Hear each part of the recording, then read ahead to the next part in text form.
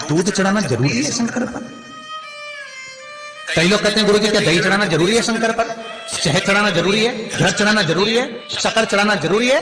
शिव महापुराण की कथा कहती है 5 चीजें शंकर भगवान पर चढ़ती है। दूध अर्थात घर में लक्ष्मी की वृद्धि करता है, इसलिए चढ़ाया जाए। दही शंकर भगवान पर इसलिए चढ़ाते हैं क्योंकि यह परिवार को जोड़ता है। जिसके परिवार में क्लेश ज्यादा होता है, जिसके परिवार में आपस में तकरार ज्यादा होता है, उसको दही जोड़ता है। शहद घर में चिड़चिड़ प्रवृत्ति को समाप्त करता है। घी रोग को समाप्त करता है।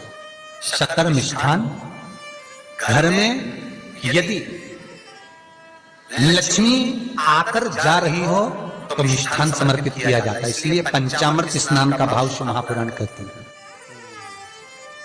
पंचामृत स्नान भगवान, इसलिए 5 चीजें शंकर को समर्पित हैं। दूध, दही, घृत, शहद, शक्कर अर्थात मिष्ठान। शक्कर से मूलता है, शिव महापुराण में शक्कर नहीं लिखी है, मिष्ठान। अब लोग शक्कर पीस कर अभिषेक करते हैं, परंतु मिष्ठान अर्थात गाय के दूध से निर्मित कोई मिठाई और उस मिठाई से भगवान शंकर का अभिषेक। अब लोग भले शक्कर रखने लगे शंकर जी के अभिषेक में, पर यहां शक्कर नहीं लिखा, यहां मिष्ठान।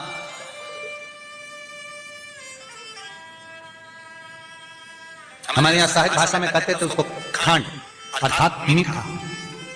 शिव महापुराण की कथा कहती है दर्पण इतना बड़ा ले लो, बंदर वाला अगर दर्पण वाली नहीं तो इतना बड़ा दर्पण लो, हनुमान जी के मंदिर में जाकर, क्योंकि हनुमान शंकर का ही अवतार है। हनुमान जी के मंदिर में जाकर हनुमान जी के उल्टे पांव का थोड़ा सा सिंदूर, चरण का थोड़ा सा सिंदूर एक कागज में लेकर आ जाइए। और हनुमान जी के छोटे भाई, हनुमान जी 6 भाई हैं, उसमें गतिमान, हनुमान जी के छोटे भाई गतिमान का नाम लो और गतिमान का नाम लेकर उस दर्पण पर सिंदूर से त्रिशूल बना दो। सिंदूर से त्रिशूल बनाकर उस दर्पण को घर के बाहर, दर्पण का मुख बाहर की ओर, ऐसे बाहर की ओर मुख कर दर्पण को घर के बाहर या दरवाजे पर, बिल्डिंग पर, ऊपर जाली में, फ्रंट में कहीं पर उसको लगा दीजिए। महाराज केवल शंकर का स्मरण कर गतिमान का नाम लेकर हनुमान के उल्टे पांव का सिंदूर का त्रिशूल बनाकर जो दर्पण को लगा देता है, आपको 1 महीने के अंदर अंतर मालूम पड़ जाएगा कि पिछले जो महीने निकले हैं उस महीने का अंदाजा लगाना कि घर में लोग कितने बीमार पड़ते थे और इस दर्पण को लगाने के बाद बीमारी कम हुई कि नहीं हो कम तो ठंडा कर देना, क्या जा रहा है, पर करके जरूर देखना। विश्वास रखकर करोगे, भगवान शिव का अनुमोदन कर भगवान शंकर पर विश्वास रखकर करोगे तो बीमारी घेर नहीं सकती।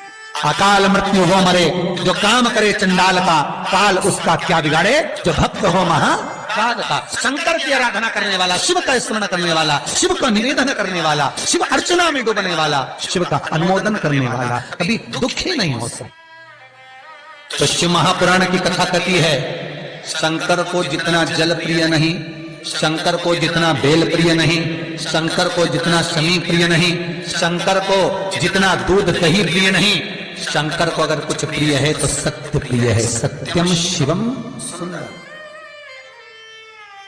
इसीलिए हमारे यहां शास्त्र कहता है ब्रह्मा जी केथी के फूल को लेकर आए, उसने झूठ बोला। ब्रह्मा जी गाय को लेकर आए, शंकर भगवान के सम्मुख में झूठ बोला। ब्रह्मा स्वयं झूठ बोले तो सिर कटा, कर्मनाशा नदी प्रकट हुई। और शिव महापुराण की कथा कहती है शंकर को सत्य प्रिय है अगर झूठ बोला है। इसीलिए शिव महापुराण का स्पष्टीकरण किया जाए, वर्णन किया जाए तो पहले के समय में अदालत नहीं होती थी, पहले के समय में पंचायत नहीं हो सकती थी, पहले के समय में कोई सभाएं नहीं होती थी, पहले के समय में कोई निर्णायक मंडल नहीं होता था, पहले के समय में केवल एक निर्णय होता था। गांव के लोग ले जाकर शंकर के मंदिर में खड़ा कर देते थे और कहते थे उठा गंगा जली, और कहते तुमने ऐसा नहीं किया। गंगा जली उठाकर कह दे कि तूने ऐसा नहीं करा। क्यों गंगा जली उड़वाते थे? क्योंकि लोगों ने शिव महापुराण सुन रखी थी। शिव महापुराण में श्री वेद व्यास जी वर्णन करते हैं कि शंकर के मंदिर में, शंकर के ओटले पर, शंकर के मंदिर के अंदर, शिव की चौखट पर, शंकर के अनुमोदन में, शिव महापुराण के अंतर्गत शंकर के अनुमोदन में, शिव मंदिर में, शिव चौखट पर अगर कोई भूल से भी झूठ बोल देता है तो उसकी जिंदगी नरक जैसी निकलती है महाराज। इसीलिए कहते तो उठा गंगा जली और कह देते ऐसा नहीं, हाँ बोल दे। आपके भी जीवन में अगर किसी को कष्ट है, फिर निवेदन करूंगा, मंदिर में अगरबत्ती भले मत लगाओ, मंदिर में दीप भले मत जलाओ, मंदिर में पेड़ा भले मत चढ़ाओ। अगर आपके मोहल्ले में, आपके पड़ोस में, आपके परिवार में, आपके नजदीक में अगर कोई दुखी है, कष्ट में है, उसको यदि प्रेम की वाणी भी बोल लिए, एक रोटी भी प्रेम की खिला दी, किसी के चेहरे पर इस्माइल ला दी, तो मंदिर में दिया जलाने के बराबर है। मंदिर में दीप जलाने के बेलपत्र भगवान माता पार्वती के अश्रु से है, रुद्राक्ष भगवान शंकर के अश्रु से है, शमी पत्र उमा और महेश्वर भगवान शंकर के विग्रह के सुख से जो जल प्रकट हुआ, उस जल से शनि की उत्पत्ति है। दोनों के मिलन से, दोनों के मिलन से। जैसे एक मुखी से लेकर 14 मुखी तक रुद्राक्ष होते हैं, आपको पहले भी कथा में कहा, एक मुखी से लेकर 14 मुखी तक रुद्राक्ष होते हैं। सभी रुद्राक्ष का अपना अपना एक मंत्र होता है, अपनी अपनी एक साधना होती है जिसके अनुसार रुद्राक्ष काम करता है। एक मुखी रुद्राक्ष लक्ष्मी की वृद्धि के लिए होता है। कभी मौका मिले तो एक मुखी रुद्राक्ष का दर्शन करना। पर एक मुखी रुद्राक्ष जितना छोटे से छोटा होता है, जितना छोटे से छोटा होता है, उतना सुख देता है। एक मुखी रुद्राक्ष लक्ष्मी की वृद्धि के लिए होता है, कार्य सिद्धि के लिए होता है। कोई भिखारी से भिखारी, गरीबड़े से गरीबड़ा भी अगर धारण कर ले, उसके घर में एक मुखी रुद्राक्ष अगर प्रवेश कर जाए तो सुख का अनुभव करा देता है, संपदा का अनुभव कराता है, सरस्वती का भाव प्रकट करता है, वैभव का भाव देता है। एक मुखी रुद्राक्ष का मंत्र है ओम ह्रीं नमः, ओम ह्रीं नमः। ये लक्ष्मी के लिए होता है। दो मुखी रुद्राक्ष बांधा को हरता है। कोई तकलीफ आ रही है, कोई प्रशासनिक कार्य है, कोई काम नहीं हो रहा, फाइल आगे नहीं बढ़ रही, बहुत तकलीफ आ रही है, तो दो मुखी रुद्राक्ष जो व्यक्ति धारण करता है उसका कार्य सफल होता है। दो मुखी रुद्राक्ष का मंत्र है ओम नमः। दो मुखी रुद्राक्ष का शिव महापुराण में जो मंत्र दिया है ओम नमः, विदेश्वर संहिता के अंतर्गत शिव महापुराण में रुद्राक्ष के 14 मुखी रुद्राक्ष के मंत्र दिए हुए। आप शिव महापुराण नहीं पढ़ सकते तो मंत्र लिख लें। दो मुखी रुद्राक्ष का मंत्र है ओम नमः। तीन मुखी रुद्राक्ष विद्या प्राप्ति के लिए होता है।